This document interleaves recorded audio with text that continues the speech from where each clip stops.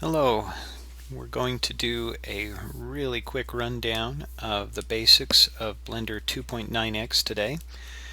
So to start off with, let's discuss the interface a little bit. We've got a very large window here which we're going to spend most of our time in. That is the 3D view. And within the 3D view and within a lot of different windows in Blender, you've got a couple of tool panels on the left and right side that you can open. You can open the tool panel on the right with the N key, or by clicking this little triangle up here to open that up. And on the left, our tool panel is already open, and you can open and close that with the T key. So that's just kind of an important little interface trick with Blender. So to the right of our 3D view, which is, of course, the 3D view is where we view most of our scene. To the right and to the top in our default view, we have what's called the outliner. And these two views are connected. Everything that is within this scene shows up in the outliner in a hierarchical view. So we have a camera that we can select over here. We have a cube that we can select by clicking on it, or we can select our objects over here in the 3D view. We also have a light. Those are the three objects in our initial default scene: a camera, a cube, and a light. Now the outliner will show us anything that we add into our scene, and if we end up, like I say, it's hierarchical. So if one object becomes the parent, for instance, of another object, then you've got these little arrows over here so you can look down in the hierarchy to see the child object of the initial parent. So if we look within this cube, we can see that there is cube geometry data inside of there as well. Okay,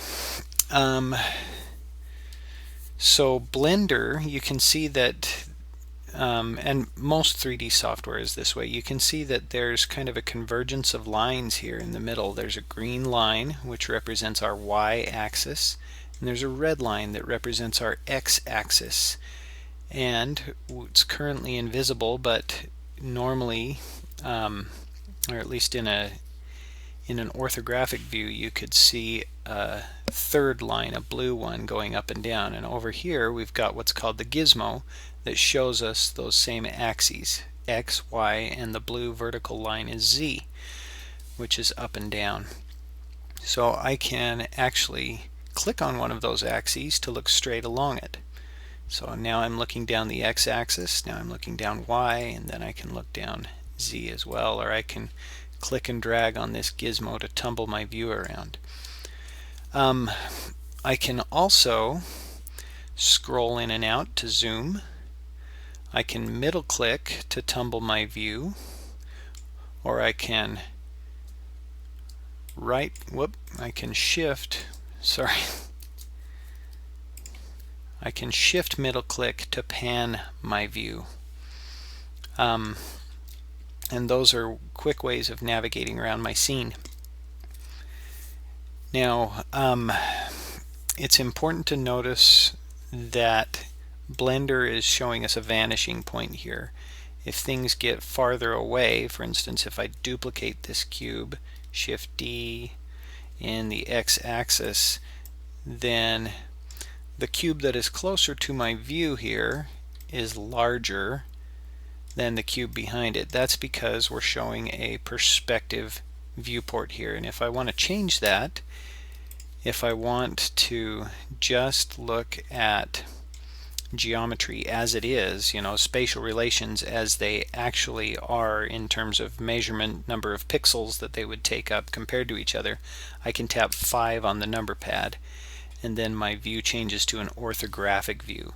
That's an important difference, orthographic versus perspective. You can now see that there is no vanishing point. These grid squares do not get any smaller as they go farther away from my camera. I prefer to model in an orthographic view because the computer's not trying to fool my eye anymore. So within an orthographic view, I can still change my viewport to click on the x-axis, and I'm looking down the x-axis, so I'm to the right of my object. I can go to a top view by clicking Z, Or I also have number pad controls for these. So 1 on the number pad gives me a front view. You can see that's labeled right here, front orthographic. 3 gives me a right orthographic. 7 gives me a top orthographic. And then tapping 9 will flip me to the opposite side. So tapping 9 after being in a top view sends me to a bottom view. Those are what I like to call named viewports, and they make modeling very, very simple. If you're in, for instance, a front orthographic viewport, and I start moving this object around here,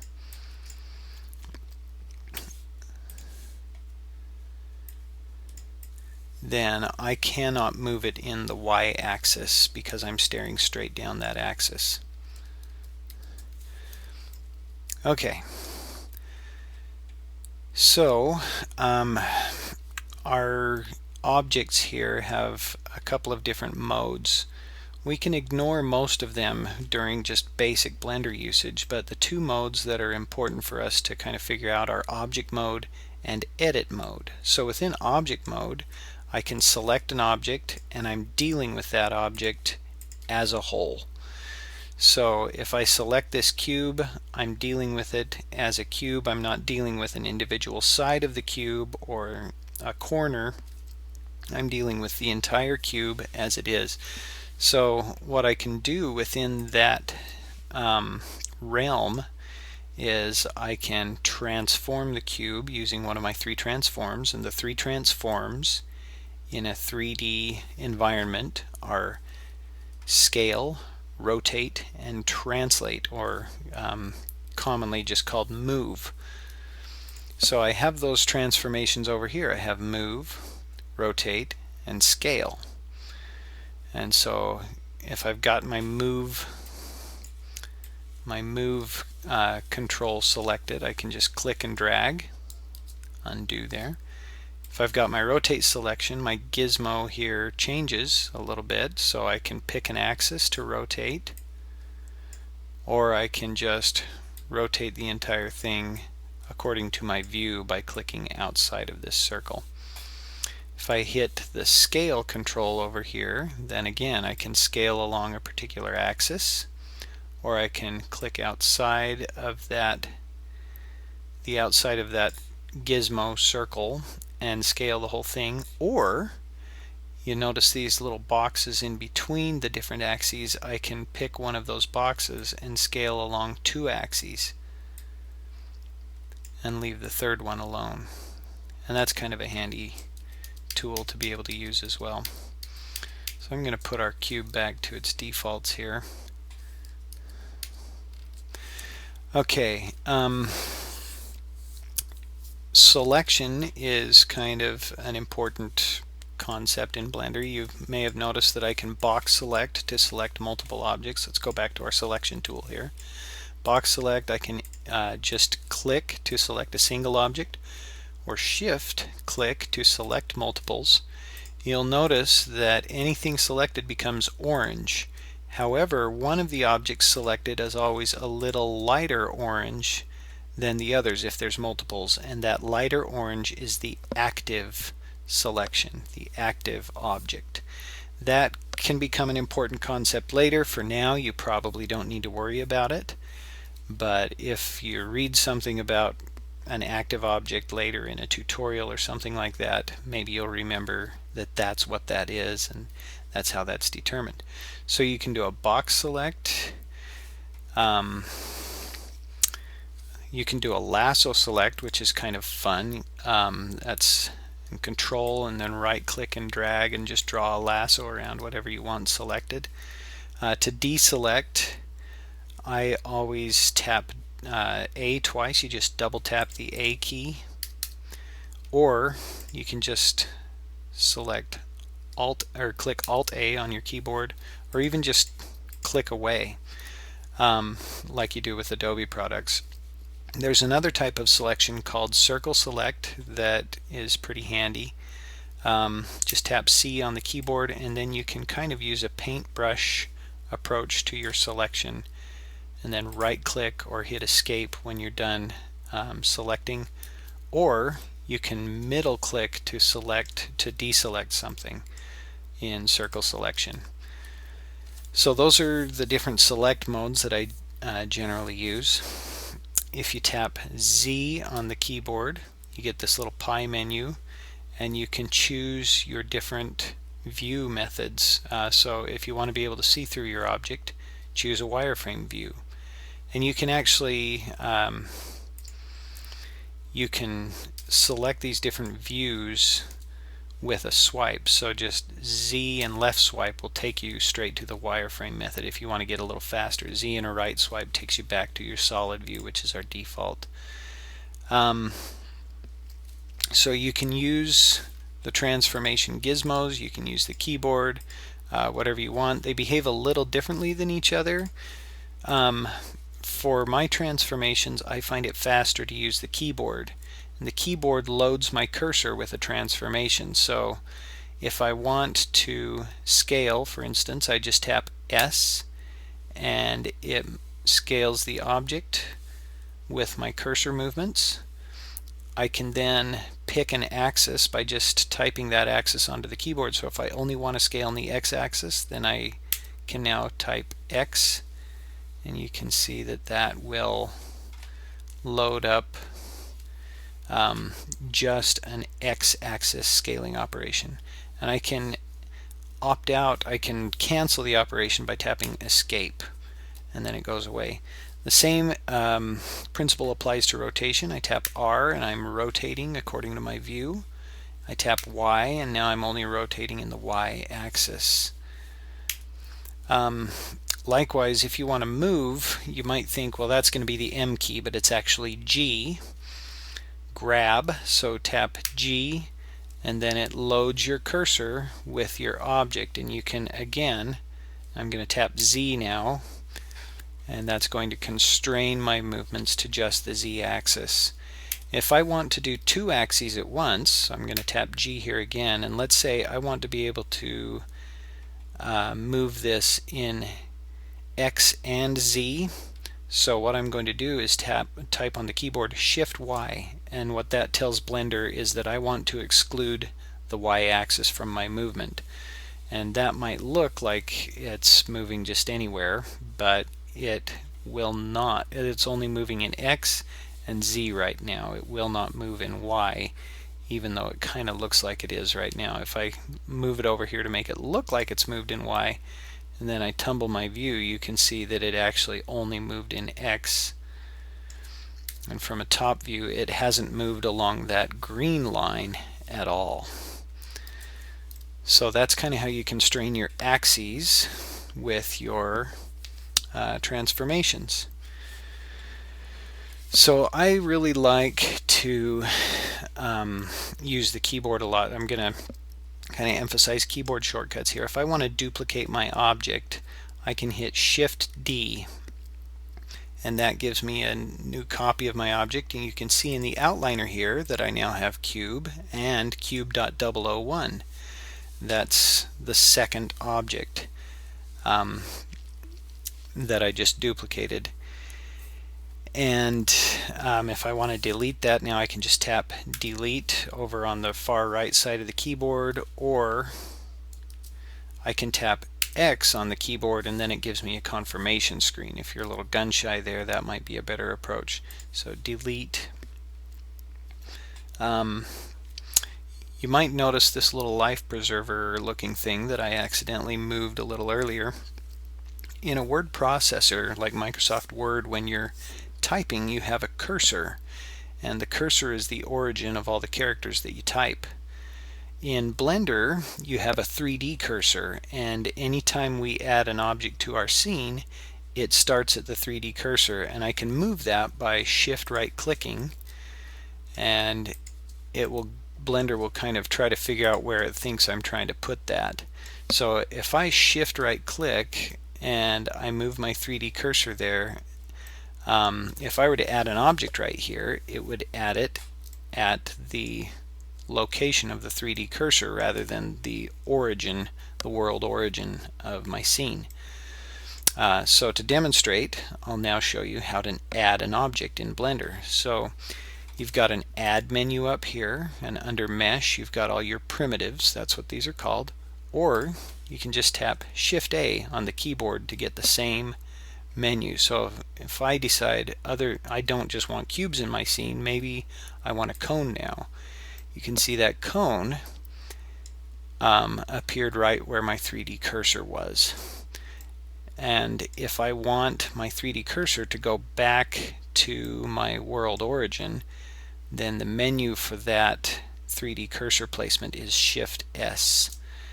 And you can see I've got cursor to world origin. I've also got some other really handy options here, which are cursor to active, cursor to selected, or selection to cursor. And that allows me to add objects and move objects very precisely with relation to other objects. So that can be really handy. So I'm going to tap G and Z and move this cone down a little bit. Then I'm going to go to a named viewport, and I can just do the same thing again, GZ, and kind of line those up so they look like they're sitting on about the same floor. Then I'll hit Shift S and move my cursor back to my world origin, and everything's looking pretty normal now. So let's explore edit mode a little bit. If I decide that I don't just want primitive shapes, I've got my object mode indicator here, and I can go into edit mode now. So in edit mode I can see the individual components that make up a cube, my cube here. So I've got vertices, which are the corner dots, and singular you call that a vertex. I also have edges. You can see I can change my selection mode up here.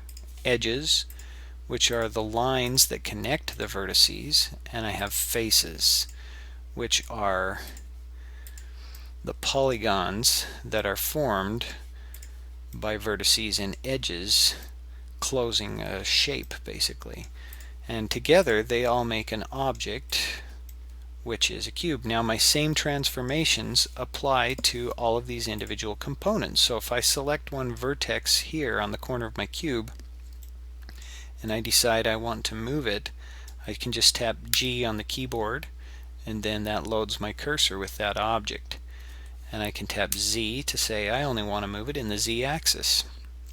And if I really want to get precise, I can say I want to move it 1 meter up. So I tap 1 on the number pad and then press enter to end my operation. And this box was 2 meters tall, but now this corner of it is 3 meters tall. So I've just modified that, and it's no longer just a cube. So using those methods you can create more complicated objects. Now if I need more geometry here, well, sorry, let me back up really quick. I can select multiples the same way I can in object mode. So I can shift click, or I can tap C on the keyboard to circle select and kind of paint my selection in there. Or I can do my shift right click, cursor to world origin, control right click and drag to do a lasso selection. Or I can even select linked objects, which is control L, and that comes in handy if I make an object that has more than one part that isn't connected. Control L selects linked or contiguous elements.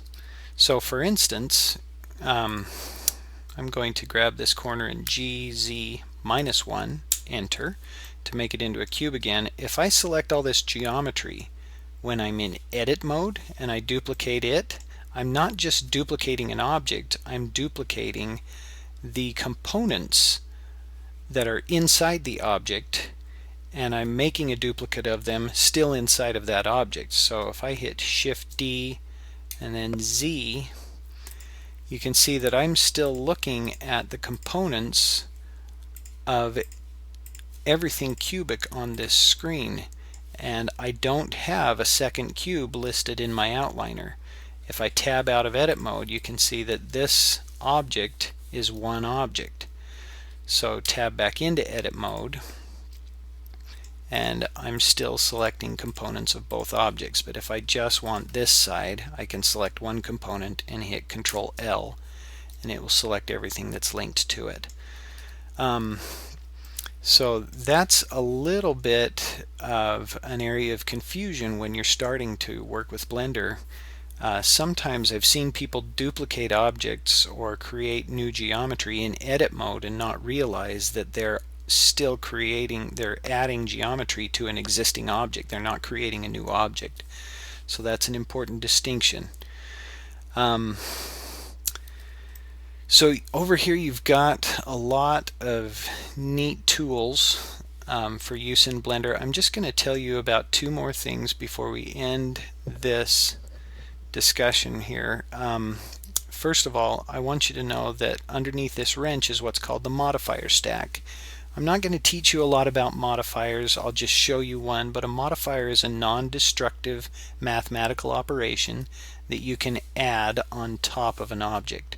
So if I click on the modifier stack here and I say, okay, I want a subdivision surface, then it smooths out all of the corners on that object, and I can change the number of levels of it. You can see everything here is looking spherical. But like I say, it's non-destructive, it's not permanent, so I can now delete that modifier. You can see my original bicubic object is kind of there.